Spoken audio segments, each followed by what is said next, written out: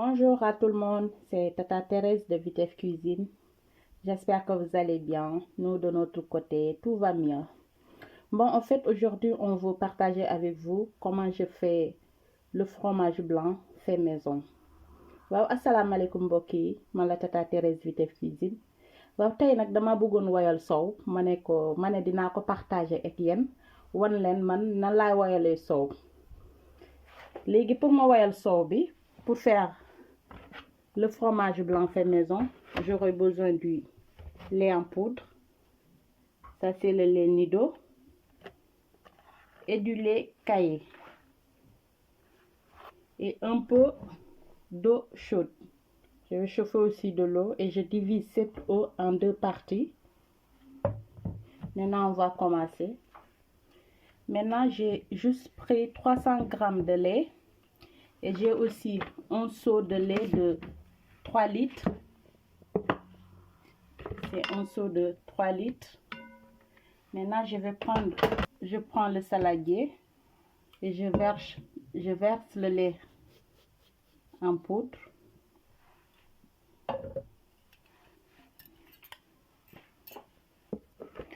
Je mets la moitié de l'eau chaude. C'est 1,5 litre. Maintenant, je vais prendre la moitié. J'attends que ça se refroidisse. Maintenant, je vais faire mon mélange avec un fouet.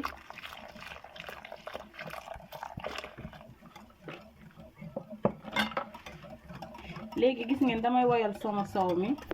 Dama jël ndox mu tàng bi ma xaaj ko ma diviser ko en deux. Dama utiliser 1,50 litre, 1,5 litre.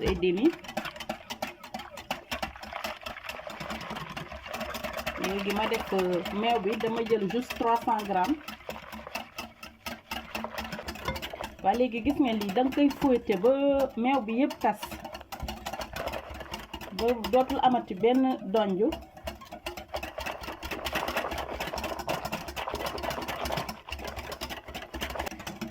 Maintenant, vous avez vu, j'ai fini de faire mon mélange. Maintenant, il faut laisser refroidir.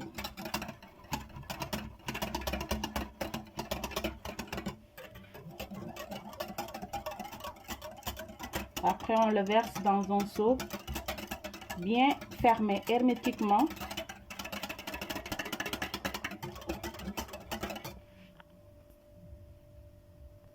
Voilà, maintenant je vais le verser.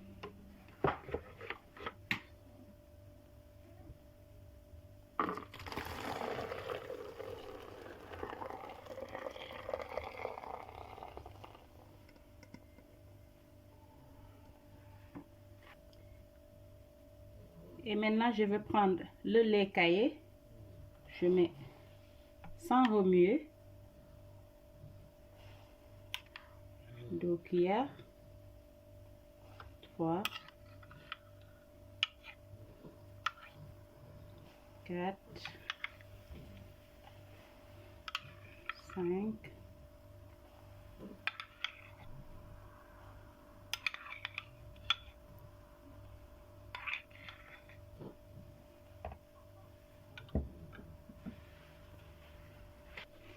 'Et maintenant, on ferme. Et ouais, j'enlève l'étiquette de Nokos là.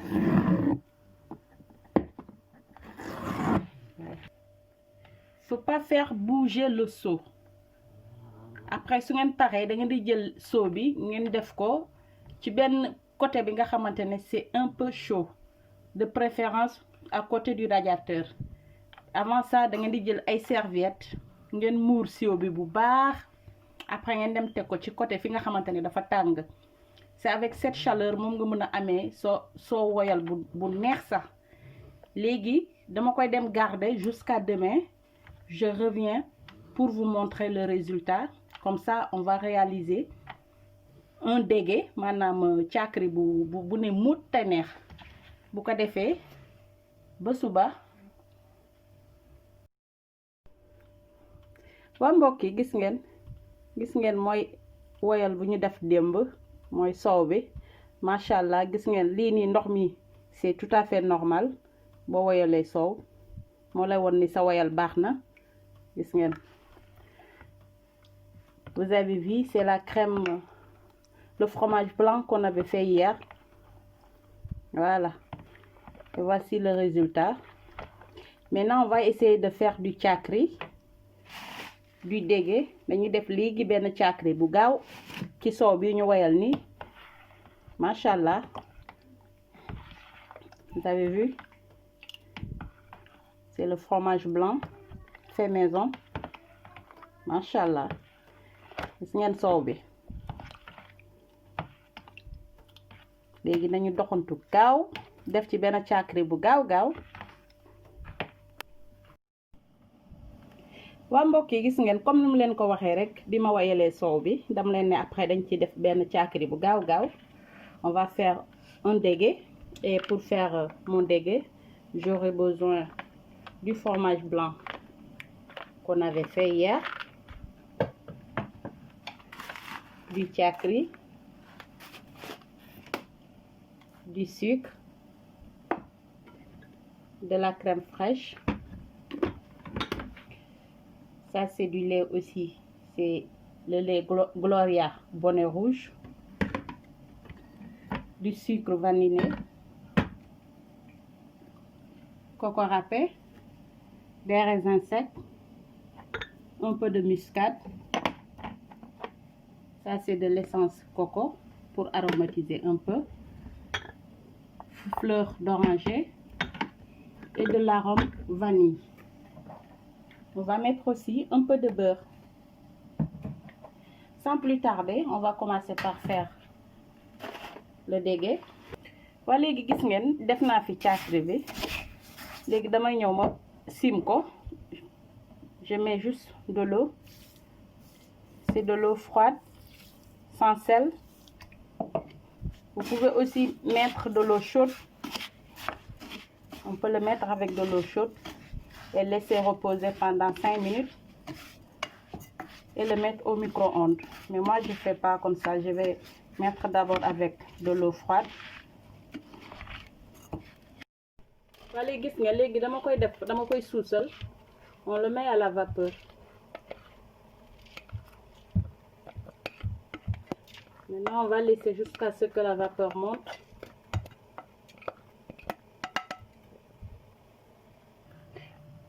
Waa léegi gis ngeen dañuy jéem a defar sunu soow mi fii.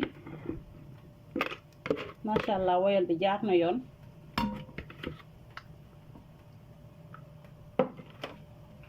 Léegi danga koy kii nii ba mu tas. Waa gis ngeen xama jël kuddu bi. Vous avez vu, il y a plus de grumeaux. Maintenant on va rajouter de la crème fraîche. Je vais rajouter de la crème fraîche.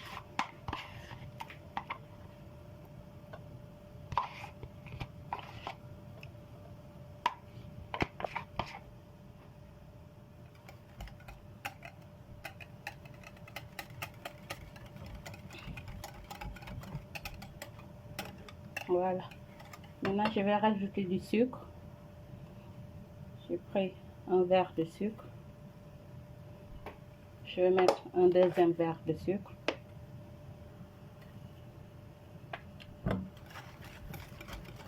Je vais mélanger.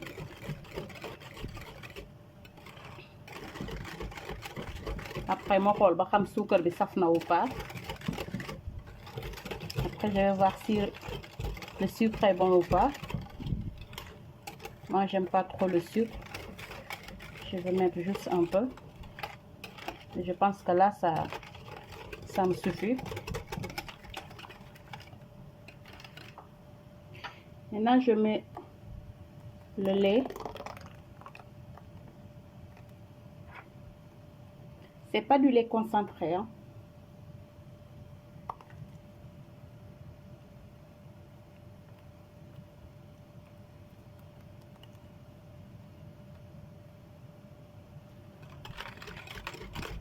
C'est pas du lait concentré sucré.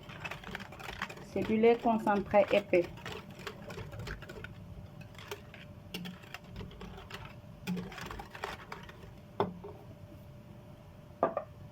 Maintenant, je vais rajouter un peu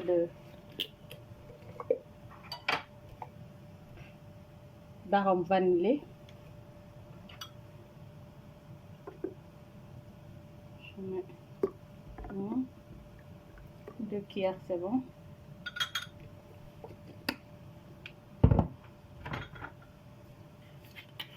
Je rajoute aussi du fleur d'oranger.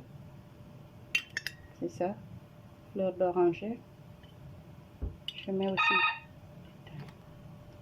je mets 2 et je vais mélanger. Je mets aussi du muscade. C'est de mettre.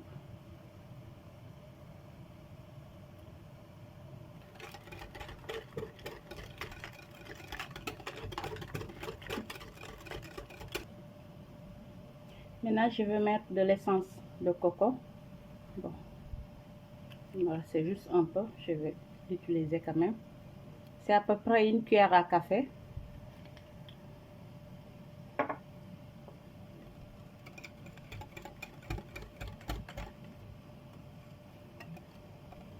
Voilà, là c'est bon.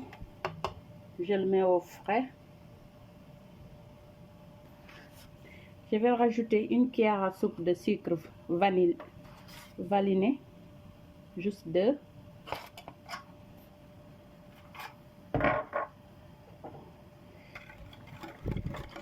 Deux cuillères à soupe de sucre vanillé bi dafa neex. Et on le met au frais en attendant que caakri bi di pare. waa mbokk yi gis ngeen sama caakri bi suus na. Maintenant je vais mettre un peu de beurre. 1 cuillère à café, à soupe du moins de beurre.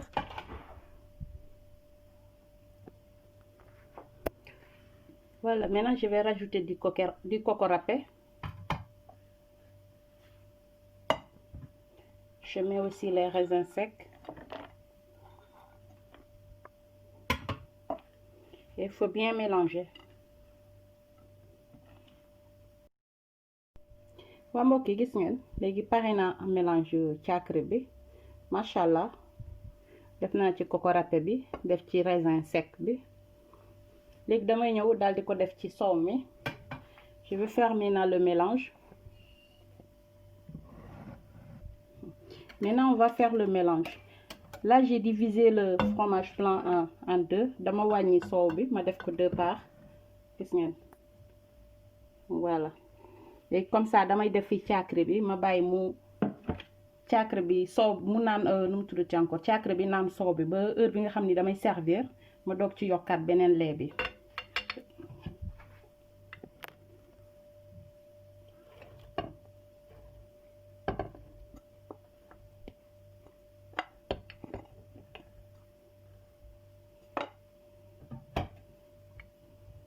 Maintenant on mélange.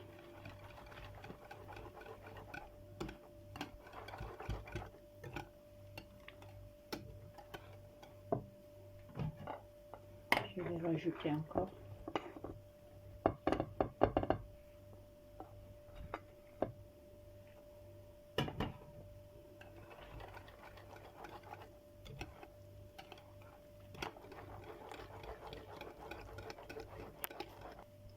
Wow, maintenant vous voyez, je vais laisser macérer pendant 30 minutes, 30 à 1 heure, le temps qu'on nettoie. Après on revient. Nii laa koy bàyyi nag mu naan soow bi bu baax a baax. Comme ça après dama ci yokkaat beneen soow. léegi ñu jéem a defar fii ñu dellu si waat. waa mbokk yi gis ngeen caakri baa ngi noonu pare na comme ni ko xale yi fii di waxee déggee. le déggee il est prêt macha allah neex na ba yegg ca xol ga. waaw gis ngeen mooy caakri bi ñu defar nu mu tuddati encore soow bi ñu woyal moom laa jël defaree ko caakri vite fait neex gaaw a defar ça prend pas trop de temps même boo amee ay invité mun nga ko def comme dessert pourquoi pas yow si sa biir kër sax nga defar ko bégal sa xol tuuti parce que c'est nga defar caakiri bu léger daal neex na torop ba yegg ci xol ba waaw ba tax ni nag tey moom sama caakiri bi dama koy jagle samay mag parce que samay mag yi moom dañoo bëgg a caakiri ba mu ëpp waaw dinaa doxantu nag ba Vernon fekk fa sama grand frère Jules Gomis le caakiri est pour toi nee naa la lekkal ba nga na res ak jàmm di ko may tamit sama beneen grand frère encore kooku sama grand frère sama chéri la Christophe Bindi yow yaa moom dégge bi may naa la ko bu baax a baax di ko may aussi Kambegra c'est encore un de mes grands frères Kambegra le déggee pour toi may naa la ko bu baax a baax te di la naan na res ak jàmm di ko may aussi sama beneen chéri mi Abel yow yaa moom caakiri bi baaxee naa la ko bu baax a baax ci xol gu sedd guy te di leen naan nag bu leen fàtte aussi di abonné bu leen fàtte di partager di like surtout di commenter aussi parce que ci commentaire yi la ñu mën a xam ba xam ñun lu ñuy def neex na leen wala am na quelques erreurs mënul ñàkk mais ñu ngi solliciter surtout ci seen aide ngeen di abonné surtout voilà ngeen xam ne liggéey bi moom ñun ñëpp ñoo ko bokk neexul mais dañ leen di jéem a bégal rek pour ñu mën a sédd parce que moom waañ moom dafa métti voilà kenn mënul dañuy jàng rek dañuy jéem a bokk ci jéem a leen sédd ci ñun lu ñu mën ñu jéem ko partager ensemble te di leen naam nag ba beneen yoon ak beneen recette fii ci Vitef Cuisine